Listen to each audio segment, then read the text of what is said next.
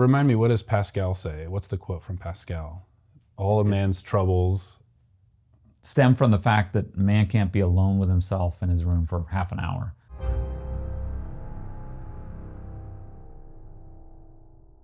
Okay, welcome to the TAC Podcast. I'm John Finley. I teach here at Thomas Aquinas College, and I'm here with my good friend, Nathan Haggard. Nathan, so we've got the one dimension of the podcast where Chris and I talk about the great books. Which are excellent. I've been watching and listening to them. Congratulations. Thank you so much. I'm eager to have you on the podcast also, not just because we're old friends, and in fact, we were in the same graduating class, also because you're an interesting guy and you're fun to talk to. And so maybe we could start just with what, kind of on your end, what brings you here and give us a sense of your story coming out of TAC and what you've been doing and what interests you in showing up on this podcast. Yeah, absolutely. Thanks for having me on. We graduated in 99, as you know, a whole millennia ago. And I've been always interested in filmmaking and creative side of things. And then I've always, because of that, learned the technology to enable that. And I always got more money through the technology than through my creative expression. So I've got to work on that. But I worked at Showtime as a systems engineer, putting together their editing systems for a while. Had my own company that was doing production, producing small short films, but mainly getting paid by teaching others how to do it and doing tech support on video editing systems. And I taught an editing class at UCLA Extension, and then was hired by Apple and worked there for about 16 years. And it was in enterprise sales. So at first I was selling to the studios, so I was still kind of close to the creative community, and selling Macs and Xserves and Xserve RAIDs and Exercens to help them do these editing systems. But then eventually Apple came out with the iPhone, and then my job changed with that, and I kind of just migrated with the technology and kind of learned all about, what we sold and about large companies, and spent, like I said, the next 16 years or so selling Apple equipment. And then I retired a few years ago, and I've been interested in filmmaking. Maybe I'll revisit that, but also interested in education and keeping my foot in the technology space and just kind of figuring out what's next for me. So sales and technology, right? Those would be kind of the two big things that occupied your time and attention for close to 20 years. Would you say that's right? Yeah, I think so. It's a bit remarkable because the education here, you spent 4 years in classrooms on this campus reading books that stretch back to the ancient Greeks, works of philosophy and theology and literature, math and science, but not contemporary math and science, rather the kind of math and science we get from Euclid and Newton and Einstein, their own writings, and talking about these things, very speculative questions. It's an education in philosophy. You're saying it's not practical at all? Is that what you're trying to say? I'm just wondering. You're just giving the facts. I'm setting up the mystery that is you. So you have that education, and you go right into the world of to some extent entertainment, but primarily technology and sales. And did you find that to be a difficult shift in gears, or how do those things kind of overlap in your life and in your interests? And if so, how? Or are they just kind of separate spheres entirely? Or how do you separate? think? You mean interest in philosophy and eternal truths and the technology side? Are those the two spheres you're talking about? Yeah. And coming out of this education and doing something so radically different. Yeah, it did feel pretty natural because I always had my interest that I did during the summers and little projects that I worked on and jobs that I had. And so I just kind of continued that after I graduated.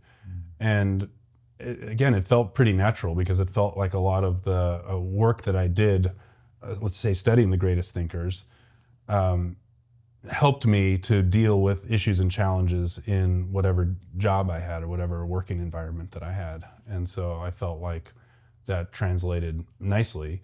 And in technology, because it moves so quickly, if you try to study that in order to get a job doing it, oftentimes by the time you're done studying it in school, what's happening out in the world has changed. And so you need to relearn it anyway. So it's more the skills of learning and being able to adapt that is important. And I think I got that in this education. Yeah, that's really interesting. So in your case, because you had these interests in the world of technology and entertainment even prior to college, there's a way in which the outlier here over the course of 30 years of your life was the TAC education, right? And you could imagine someone else for whom the TAC education would be either just a weird sort of distraction from what you're really interested in, or it could be simply unpalatable. Like there's no way I would ever approach spending 4 years doing this kind of thing because I know what I'm interested in. I know what career I'm likely, the kind of career I'm likely going to follow. Mm-hmm. But it sounds like in your case, well, number one, it turned out there were some interesting ways in which the education helped you. But number two, you clearly enjoyed your time here. Right? Yeah, absolutely. I did sometimes occur to me that maybe I want to be a philosopher for the rest of my life, which is basically what you did. I mean, if you spend time working on reading these books, there is an attraction to that. And, part of it I think is just I've always enjoyed reading books and discussing interesting challenges. But, that did draw me for a while. Yeah. So while you allude to the fact that there was something helpful, you could probably point to some helpful things about this education when it came to your later career. The fact that a 4-year education in technology, even for practical purposes, would not have been perhaps a very good idea, you're saying, because of the rate at which technology itself moves. Well, then that in a way leaves open the question, if you're thinking rightly, what should I do with 4 years? Yeah. If I'm given the opportunity to go to college, maybe it would actually make more sense for me to do something that doesn't just in a direct and pragmatic way funnel into what my career is going to be. At least when it comes, if it's something like the technological realm that you're dealing with. Yeah, definitely. I have some thoughts on this because I think it's even more obvious now with AI. And this type of education that we're talking about, whether it's worthwhile or not, especially if you have in mind some particular job that you want to do, it is the type of education, though, that students used to always do in the past. They used to study the greatest thinkers throughout history, and not just by memorizing the facts and the dates, but actually trying to enter into the challenges and the discoveries that they were making, as if you were contemporaries with Galileo or contemporaries with Aristotle. Yeah. And wrestle with those ideas and form your minds with them, and to the best that you can, become a product of all the greatest thinkers throughout history that got you to where you are today. And at some point, people said, that's not useful. If you learn how to program a computer, then you'll never need to worry about getting a job. But now, AI's learned how to program computers. Yeah. So now they're thinking, now what do we do? And I think, well, why don't we just go back to learning how to think? But oftentimes they go the other way. They say, we have to become even more useful. We need to figure out how to harness hundreds of AI agents and in a kind of orgasmic circus of productivity. And that's the only way that they can let us still have a job. But it seems obvious to me that we should spend our time learning the things that AI can't do and will never be able to do. Even if you posit an AI that is better at everything than humans are, right? Better at philosophy, let's say, just hypothetically, better at morality. You can defer driving a car to an AI if it can do it better than you, but you can't defer your conscience. And in order you have to wrestle and grapple with those ideas, because you can't look to AI to give you human values. The human values can be diametrically opposed. There's all these humans that think that we're a parasite on the earth, and other humans that think that we're the best thing in the world and that we're going to live forever and be like gods. Those are completely incompatible with one another. And maybe AI can help you clarify your thinking around that, but at a certain point, you need to understand the truth of the values that's true and best for you. And you need to hold that, and you need to believe it, and you need to act on it. And that has to come from inside. There's no world in which AI could ever do that for you. And in order to be good at that, you need to have a well-formed conscience, and you should have a well-formed intellect. And all of those things are not trivial. Those are like lifelong pursuits.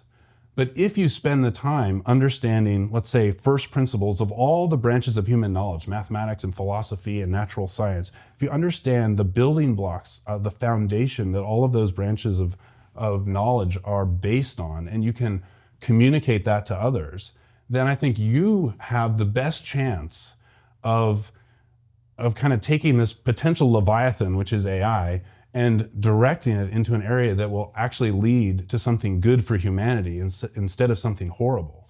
And in the process, you'll become a better human by doing that, and a happier human.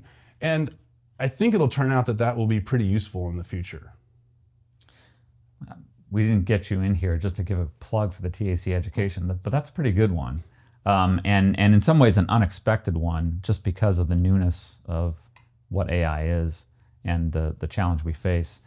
What you're talking about here sort of raises a whole interesting question as to the nature of AI, which a colleague, Michael Agros, has devoted an entire series to, a wonderful mini-series. Not just the nature of AI, but also the nature of work itself. Yeah. One of the images that came to mind when you were talking is just, and we're familiar with it, but it's the idea that if you have a family, as many people do, you spend a lot of time preparing for a job, you spend a lot of time working your job, right? Decades, perhaps, maybe not too many decades in your case. And you can continually get better at your job and work on professional development and succeed further and further in your career. And that's all fine. But what is it all for? What's the point of it? And at least in some intuitive way, we'd like to think that the point of it is to come back to one's family, right? To your life with the people whom you're close to, and your spouse and your kids and your community, and in some way to meaningfully contribute to their lives, to your own lives, intellectually, and through the things you like to do, the things you're interested in, and to cultivate a community in some way. In a way, what you were saying is a more macrocosmic look at that.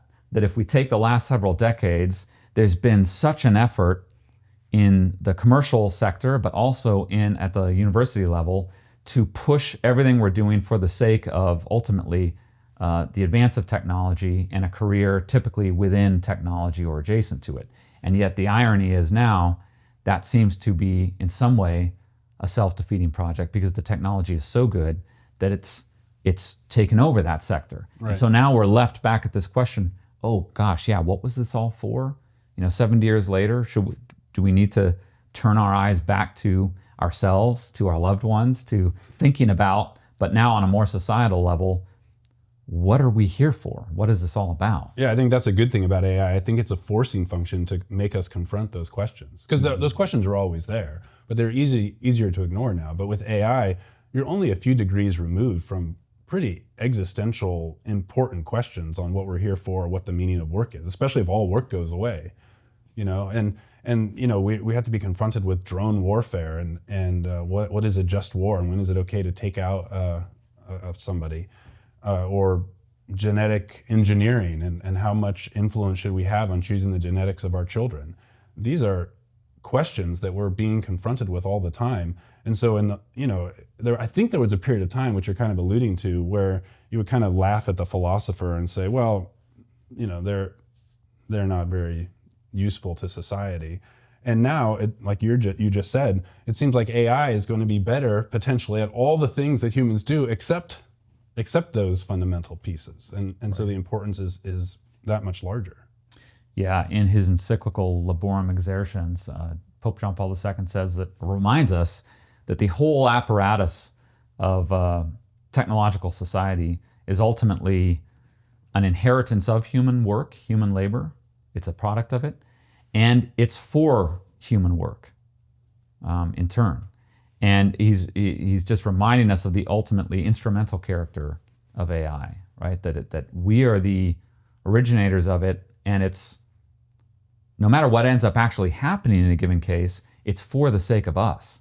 But the problem is with us, is that we forget that, or we don't pay enough attention to it. And so he says the great challenge is that we need to cognitively or rationally assimilate what this is.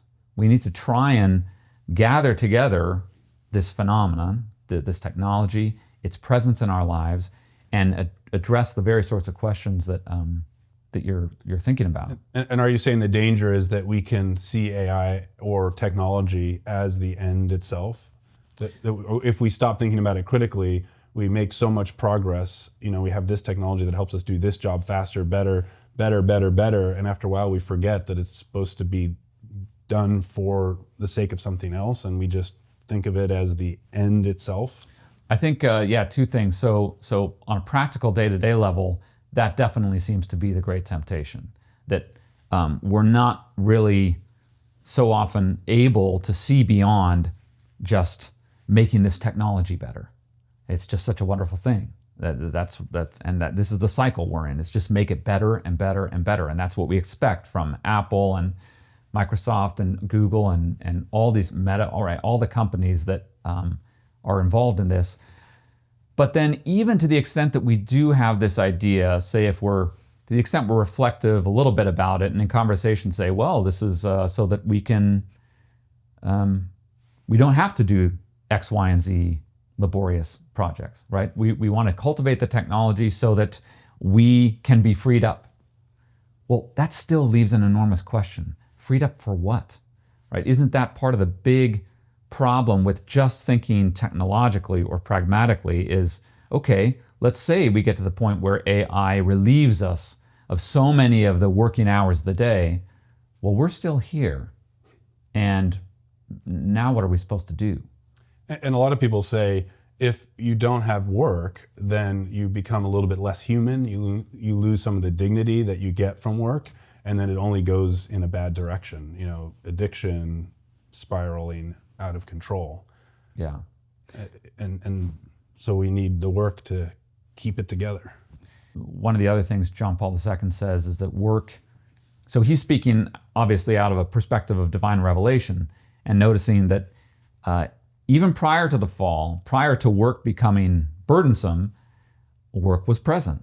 The first command to the human was to tend to the garden, right? To tend to the natural world. And in some way, that's what all work is a kind of active attention to the world around us. So it's not just a punishment, work? It's not just a punishment. So he connects it to human reason in the same way, but our reason takes a fall after the fall. It's wounded in some way, but prior to the fall, it's very much present. And in and through it, the human names the animals. Or human sexuality would be similar. That after the fall, it's disordered in some way, but it was present in all its goodness prior to the fall. So he says the same thing about work, is that it's really in some ways the fundamental human vocation, and that we can still see something of the meaningfulness and goodness to it, even though it's become toilsome. But part of what it is the fact that it's a kind of an initial way in which we're able to imitate God. All right, what's God doing in those opening chapters of Genesis? He's creating. He's bringing things about through thought, through speech, and he's separating things out. He's kind of putting things in order as he's creating. And then he rests from his work, but the rest is one of a kind of taking delight in what he's done and seeing it in its goodness, attending to it contemplatively. So we imitate the Creator. That's one of the first hallmarks of human work, is that in some way, no matter how humbly, we ourselves participate in the kind of thing God does by working. And we actualize ourselves through our rational capacities, through the fact that we possess the ability to think, the ability to make choices, and to decide on what might be best in a given situation. So it's actually humanizing in the sense that our personhood is more and more realized as we go about the sort of activity that we call work. Now, there's a lot we could talk for a while, raise a lot of questions about it, especially given the fact that there seems to be no limit to the spectrum of jobs or activities that can count as work. And we might think of some as a bit more desirable or more elevated and others less so, but still the general point he's making remains. Right. So I brought some questions. We have a docket here, which is kind of like bring the world's problems to a philosopher. So the things that you're saying are really helpful here. Bad idea. Well, I'm not looking for answers. I'm looking for you to direct us to the right principles to start with. Because if we're asking the right questions, then I think we've got a chance. Okay. So that's what I'm looking for. Okay, let's talk. All right. So it's all over the news that AI may take all of our jobs, and I think it's important to remember that every time before where we've had a panic that technology is going to take all of our jobs, we've been wrong. We've ended up with more jobs and better jobs. But every time is different, and this time obviously is different, and so we have to be open to the possibility that there could be a huge disruption in the job market, and we need to, I think, prepare for that. Not prepare in the way that we think it's about to happen, but just kind of position ourselves to be ready to take advantage of a world of more abundance and more jobs and better jobs that AI may bring us, but also be ready for a world where we might not have to do jobs. And I always think it's funny, like now people say you work 40 hours a week, that's considered normal. Maybe people work 50 hours, 60 hours, everybody brags about it. And the idea to me is funny that we found the perfect balance, that throughout all of history, mankind has been trying to figure out what the right balance is between number of hours worked and number of hours for rest, relaxation, or leisure, which we should talk more about. So maybe it's not 40 hours, maybe it's 20 hours, maybe it's 10 hours. Or is it even possible that the notion that one's life is simply ought to be bifurcated into these two realms is a good thing? That seems like there could be a real question there, totally. Right? If you think about someone who's, to take two very different kinds of examples, someone who works closely with the earth, someone like a farmer, for example, there's a kind of continuousness to the work, right? Just because of the fact that you never know quite what's going to happen. Different seasons call for different things. Sometimes you may need to be working many more hours, sometimes very few. And then on the other side, you think about someone, my mind goes to a figure like, granted, an exceptional figure, but someone like an Aquinas. Or you might think of just a great writer, right? Who loves what they're doing and is passionately pursuing it, and it may occupy them well beyond any kind of 40-hour work week. Right? Yeah, they could take 2 hours to write 2 years to write a novel, and they're always kind of working on it. Right. And there may be stretches of time where nothing's really coming to mind. And so at that point, maybe one of the best things you can do is to be sort of waiting attentively. Or take a shower, or take a walk. Yeah. And your mind's always working on it, and That's wait for right. that inspiration. Yeah. Okay, so what do we do about this? So I love the idea that you're saying work-life balance, forget that. It's a kind of integration potentially, or what we should be working towards maybe, is a great in a situation where we can integrate the things that we've traditionally called with work with the rest of our lives. And so how do we move in that direction? Or what are the types of things that we should think about if we're confronting a future where humans as a society don't have to work as much in the traditional way that we meant work? What should we do? Well, it does give rise to really big questions. One of the issues when we think about these types of questions that come up, so should AI take over the majority of human jobs, for example, if it even could? It can be tempting to first and foremost think about, well, what the consequences are going to be. Well, do we really want this many people to be out of work or not? Or does that grant too much power to AI? Now, those are important questions. Right. But it's also important, and maybe even more important, to just think about, okay, what does that mean for the human person if AI is on this trajectory to take over work, to take the jobs? And then the questions become more fundamental and truly philosophical ones, like, what is work? What is it for? what is the human person who's the one who is the subject of work, the agent of work, right? What's human society for? And then within the context... Why do we jump to society there? Well, you mean just like the society works together to produce our living? Yeah, most human work takes place within the context of some sort of communal or societal dimension, right? And is typically contributing to the greater human community, as well as more directly one's own livelihood and one's family support.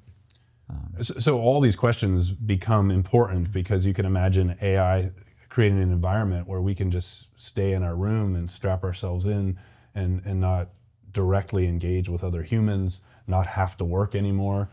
That's why you're saying that these questions then make us confront our own humanity, the way that we interact with others. What else did you say? Well, right.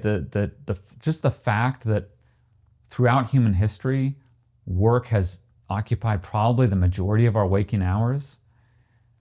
That means it's a really big deal for human existence as such, and for the meaningfulness of human life if work were to go away. And that's not even, by the way, yet to answer the question whether it will be a good or bad thing. It's simply to say we have to reckon with those two fundamental realities, with work and with the human person. What are these two, and what is the relation between them? And you see it explored in a wonderful way again by John Paul II in his encyclical. It also comes up in the pagan philosopher Aristotle when he writes his Ethics and his Politics, and he's looking at the nature of human activity and the nature of human society, and the best ways in which humans might think of themselves as members of society, right? So these are perennial questions. You can see them in coming up in literary figures and treatments also. Yeah, it seems one of the challenges is that up till this point, most people just have to work. They don't have a choice. And when you have to work, there's a certain amount of time where you're learning discipline and staying out of trouble because you have to occupy your time in this way. And if we imagine a scenario where that need is removed very suddenly, then like what you're saying, in some ways we don't know what to expect. We haven't run that experiment. I can imagine a scenario where you could get, like, say, 100 humans, and if you just force them to work all day, then maybe the ones that have the greatest potential is shrunk down because they don't have time, because, like, say, farmers are just having to work day to night, sunrise to sunset. And then you have the worst actors who, left to their own devices, might be pretty disruptive in society, but if they have to work because they have to eat, then you kind of have them contained. But if you just suddenly lift that lid and now say, well, you don't need to work anymore, but go learn how to integrate your lives in the best way that's going to fulfill your destiny as a human in society, then I think you could expect some pretty extreme results to come out of that. Right. Maybe some extreme good ones, and also some extreme bad ones. Yeah, so it touches on this notion. John Paul II says that work, one of the things work does is it brings man out of himself. He has to go out of himself. He's got to attend to what this project is, number one. And number two, he's usually doing it for the sake of his family, or she's doing it for the sake of her own future, right, in some way, or for her family. So work takes us out of ourselves, and it's inherently unselfish, or maybe not inherently, but sometimes. It's unselfish in a certain sense of that word, right? That is to say, the scenario you were just describing, where a bunch of humans find themselves without work, could pretty quickly tend towards simply a kind of self-regard and nothing but that, right? So you're just there with yourself, and now what? And a big theme in many of these authors you can see across the tradition is that humans are at their best when they are in some way going out of themselves, right? When they're attending to the world around them, to their loved ones, and in some way, and this is the paradox, in some way, to a great degree, their own self-knowledge and sense of worth and meaningfulness comes out of that, right? Comes out of the way in which we go out of ourselves. So you even find this at very sort of in elevated cases. So I think about Mozart or Bach, for example. So these are geniuses. Their work, you might say, is in composing these works of music that have stood the test of time. They're among the greatest things ever written. And yet, even they had these deadlines, right? So they were employed by someone who, Mr. Bach, I need you to compose a cantata for next Sunday's Mass, and you got to do that every week for the next 3 years. They had constraints. And so it's a way of being forced to go out of oneself. Bach wasn't allowed to just sit there and think indefinitely about what kind of work do I want to come up with? What's going to be my great creative expression? Let me really plan this out and think about it. But no, there's a call, a kind of to him, a demand placed on him, and lo and behold, we happen to get some of the most amazing stuff out of it. Now, I'm not saying that's a universal recipe or formula, but it's just a kind of interesting testament to the fact that it's often the case that in going out of ourselves, in needing to work, there's a fundamental aspect of our lives that's actualized and perhaps wouldn't be otherwise. So if we need that constraint, but AI removes the constraint, then how do we bring it back? Because it feels to me that, at least throughout history, that constraint had to be real. You had to do it or else you wouldn't eat, or your family would starve. And so to say, it seems too simplistic to say, well, once you don't have to work, you should still give yourself a deadline and then treat it seriously. But what happens if you miss the deadline? Nothing. And I think that's a danger, because I think, to your point, somebody may have the next great American novel in them, and yet if they're told, okay, you don't have to work anymore, spend the rest of your time letting that come out of you, it may never come out. They might need the world to push on them a little bit and form them in that way.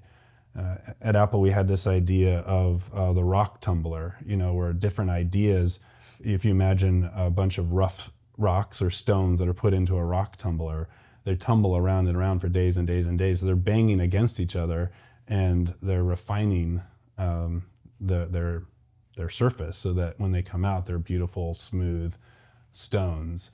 And just imagining what you said of just humans being left alone with themselves is kind of horrifying. Yeah, there's the isolationary aspect of it, if that's a word. But there's also the fact that the human being, we naturally seek for meaning in our lives. And it's interesting to think about work as one of the ways in which meaningfulness is achieved. Now, that's not to, again, and especially from a perspective of Revelation, there is a toilsome element to work. There is something burdensome, and we can't deny that. That's in a way, we work so that we don't have to work anymore. I mean, most people nowadays work towards a retirement, and I'm kind of in this situation. This is where I need your help, Obi-Wan.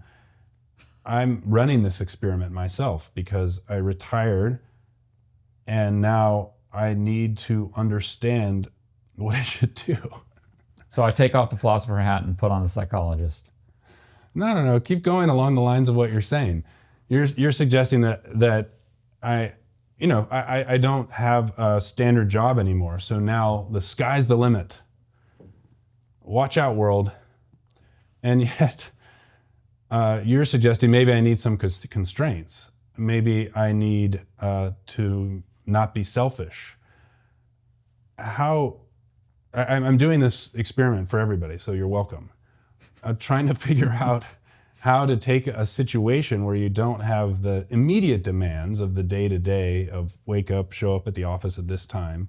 You don't have those immediate demands, and then you have to figure out, well, what do I do from here? Is the freedom to explore what you're meant to do something that I should rest in, and for how long? Is the constraints that force you to do something and produce something now to the best of your ability the way that I can form myself to improve myself? Do I need to stop thinking about myself and thinking about others? What do I do? I have no idea. But what I would say is that, again, and I'm parodying Aristotle here, but he says that the majority of societal problems stem from the fact that people don't know how to be at leisure. And it's a really interesting claim, because it's not how we're used to thinking about societal problems. we're used to thinking about, well, the majority of society's problems have to do with the fact that there's a problem that's actually impinging on us, right? So like there's a disease, there's a famine, there's a war.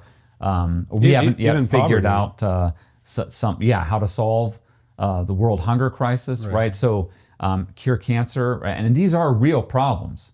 And war seems to be, sadly, a constant throughout human history.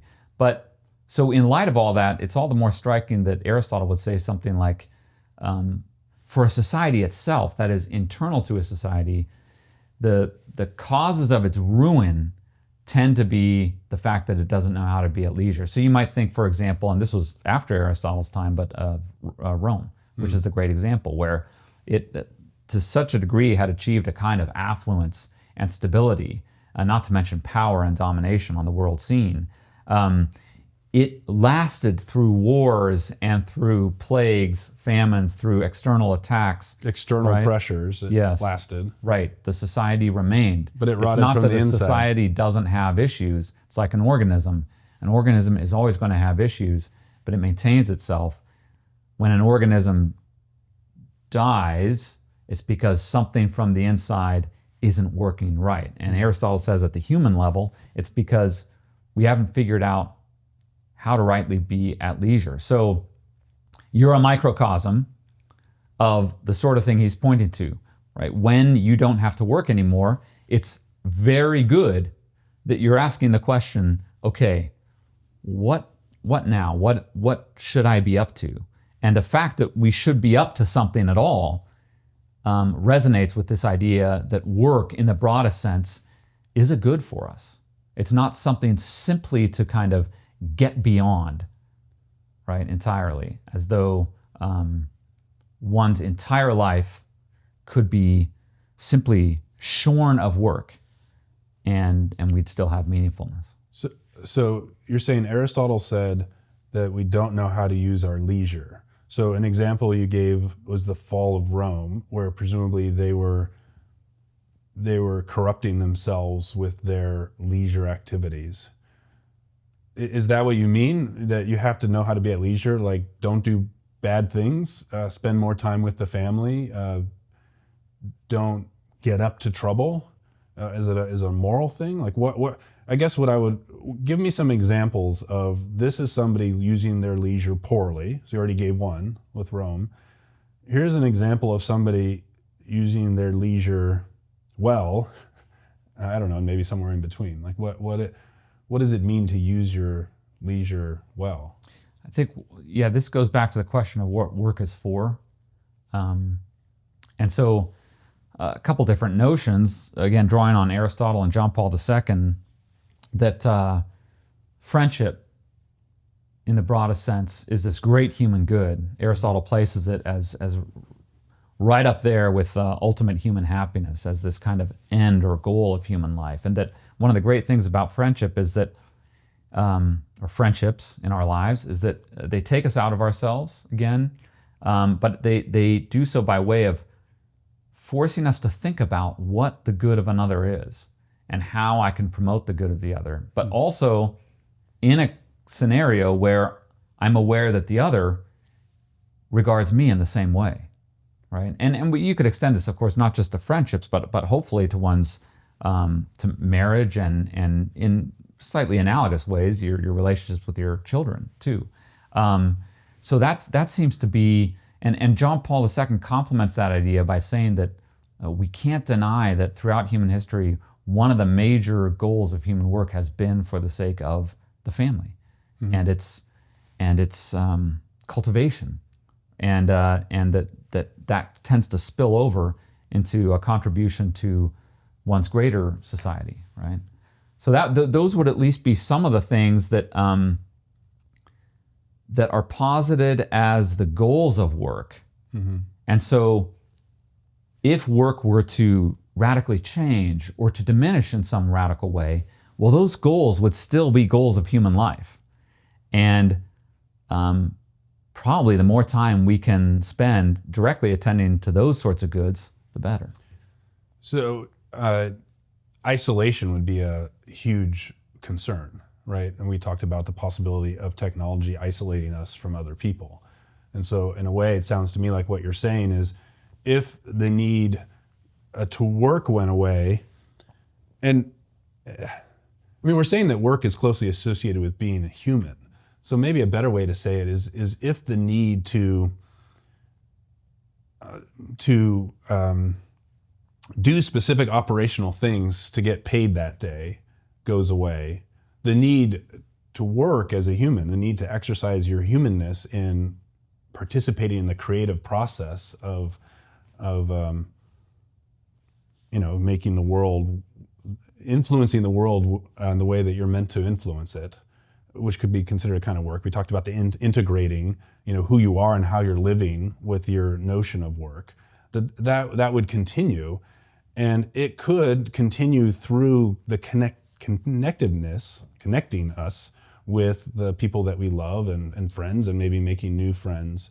And the danger on the other side of it, so we talked about the danger of Rome, of living a corrupt lifestyle, making poor choices in your leisure. But the other danger that I'm seeing is a kind of inward turning where you isolate from everyone else, and that could be the real corrupting influence for society. Not just that we don't have to go into the office every day, but those things that we could lose or would have the temptation to lose if we're not formed correctly. Yeah, so maybe a good distinction here would be something like noticing that intentionality is important, whether we're talking about work in the traditional sense or the sort of spending time that you've just described, versus simply removing oneself from labor and from constraints so that I can wait for whatever to happen to me. And that could be simply interior, right? Like, well, what sort of amusements or diversions or distractions might come my way so that I can just enjoy myself? That's a version of alone time that's could be really unhelpful and destructive. Especially since whereas if we're talking about spending time, as Pascal says, with oneself in one's room, even for 10 minutes, he has in mind something intentional. We're trying to look at ourselves with a view to raising and making progress with the question, who am I? What is my life for? What should I be doing? How is my relationship with my loved ones? How is my relationship with God? What can I do concretely to be more open to these others and to, in some way, make things better, right? And so that's the other big dimension of Aristotle's notion of happiness, is a kind of contemplation, which is not navel-gazing. It's not just isolating oneself so that you can wait for whatever interior distractions may come around, but it's something that has a kind of intentionality to it. It's still a kind of going out of oneself, because you're focusing your attention either on God or on the truths of human existence or even on your own life, but for the sake of some deeper appreciation and ultimately some enactment of the good that you might still be capable of. Remind me, what does Pascal say? What's the quote from Pascal? All a man's troubles stem from the fact that man can't be alone with himself in his room for half an hour. So it's a version of what Aristotle That's what I was going to said. say. So you see it as a version. I hadn't quite thought about it that way. So Aristotle's saying all society's problems stem from our inability to use our leisure well, right? A problem with using our leisure. And Pascal is saying all of our life's troubles stem from the fact that we can't just stay in a room by ourselves for half an hour. Yeah, we need to be distracted. That's the problem. We're so incapable of simply of really thinking about ourselves and confronting our lives that we have to be at leisure in the sort of false superficial sense, just letting something happen by way of diversion or distraction. Or turn on the radio, go play a video game, just distract. Right. Scroll. Scroll. There's more distractions now than ever before. Yeah, absolutely. And so that's concerning. Undoubtedly, a world without work would, to a great degree, be a world of distraction. because of what you're saying. Yeah. And so I call my retirement a retirement because that's a word that people understand. But the way I think about it is freeing myself from a commitment to a specific company to give them a certain number of hours of my time and accomplish goals that they set for me, and taking the time to set some goals for myself, not just sitting on a beach for the rest of my life. Yeah. But it is hard to, well, like I said, there's a temptation, I think, when you work your whole life to just almost want the distraction of work. You know, if my boss gave me a project to do, I did the project and I got paid well for doing that project. It had a nice kind of closed loop feeling of accomplishment. And that accomplishment would make me feel good about myself. And it's a kind of scary to just be open. I mean, some days it's great. Some days it's, I'm living the dream. You know, I get to choose what my priorities are, what the projects are that I'm interested in. And I get to use my own kind of instincts to follow my heart. You know, one of the things I say is, I want to find things that I say yes to with 3 yeses. So I say yes with my head intellectually, yes with my heart because I love the project, and yes with my gut, that I'm drawn to it, and sometimes I don't even know why, but there's just something about it that pulls me to it. And so, I mean, that's kind of great if you can find something like that. Sure. But that takes a lot of searching, and sometimes the searching feels, I guess this is where it turns inward a little bit, or where it becomes more selfish, where sometimes the searching just feels like you're going on and on and on and not really finding that. So I think that's something to work on. Yeah. Well, I'll pray for you. No, I'm doing this for everybody. I'm running an experiment so that we can figure out how to solve this problem. Yeah. Well, we'll see where we get. This has been a great conversation. I think we should come back at some point and talk about one of the final things you were saying, which is this question of choice. So it can be very characteristic of the work world that you don't set the goals, right? Apple was setting the project for you. Right. That relieves you in some way, but you're able to see through the project, see through the goal that they've set. And your question is, when I'm really not subject to that sort of exterior control, how are things, right? Is it good that there be something like that in my life, or is being able to have my own, in that context, freedom of choosing what my activities will be simply across the board, would that be a good thing, or to what extent? So we could connect that with family life too, right? Because there's an unavoidable way in which you're never entirely free from the choices of others. I noticed that. That would be a dimension of this conversation that we could pursue further. Excellent. That sounds good. I look All forward right. to it. Thanks, Nate. All right, thank you.